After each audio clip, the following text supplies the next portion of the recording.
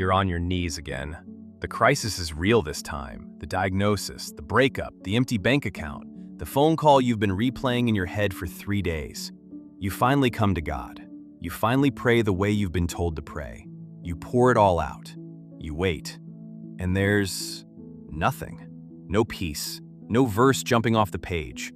No still small voice. Not even goosebumps. Just the hum of your refrigerator. Just the ceiling. Just you, talking into a room that suddenly feels very, very empty. So you pray harder, louder. You worship, you fast. You open the Bible and read until the words blur.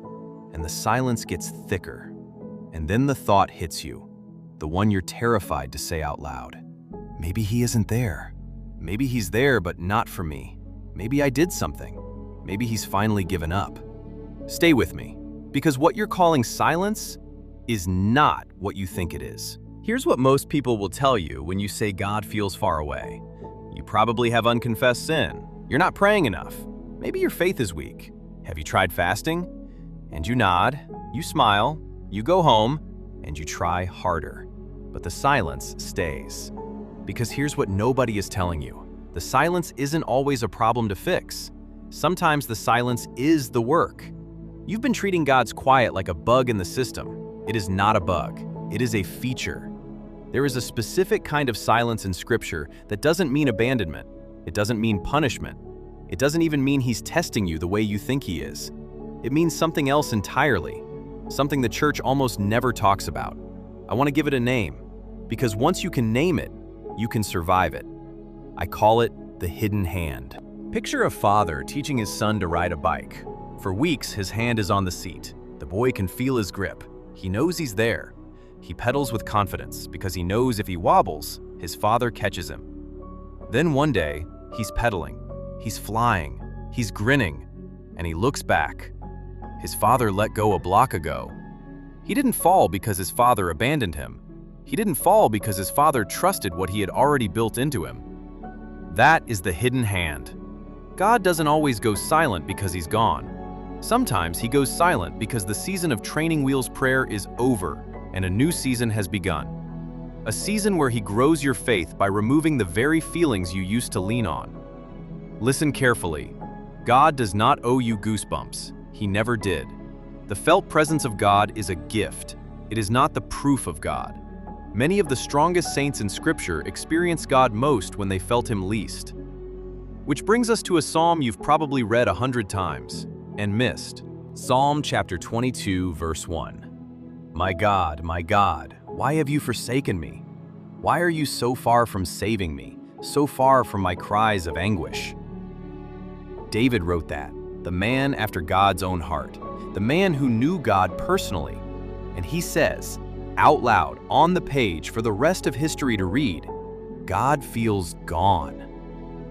Sit with that. The Bible literally contains a man of God screaming that God feels absent. But here's the part you have to see. The psalm doesn't end there. By verse 22, David is saying, I will declare your name to my people. By verse 24, he says, and read this slowly, He has not hidden His face from him, but has listened to his cry for help. Did you catch that? David felt forsaken. David was not forsaken. His feelings were telling him one story. The truth was telling another. And here is the staggering thing. Jesus quoted this exact psalm from the cross. The most spiritually attuned human who ever lived felt the silence of God so completely that he used David's words to describe it. If Jesus felt that silence and was still held, then your silence is not your verdict. 3 things. Hold them tight. 1. Stop measuring God by your emotions. Your feelings are weather. God is climate. The clouds moved, the sun didn't. 2. Keep showing up anyway. Pray the boring prayers. Read the dry chapters. Worship through the numbness. Faith that only works when you feel something isn't faith. It's a mood. The disciple who shows up in the silence is being forged into something the disciple on the mountaintop could never become. 3. Reread your story, not your feelings. Write down every time God came through before, every prayer answered, every door opened. Your memory is lying to you in the silence. Your history isn't. So go back to that room.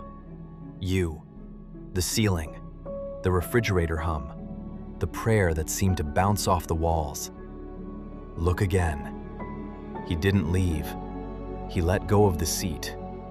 Because he's not raising a son who needs to feel him to trust him. He's raising someone who can pedal through the silence and still believe he's there. The silence isn't the end of the relationship.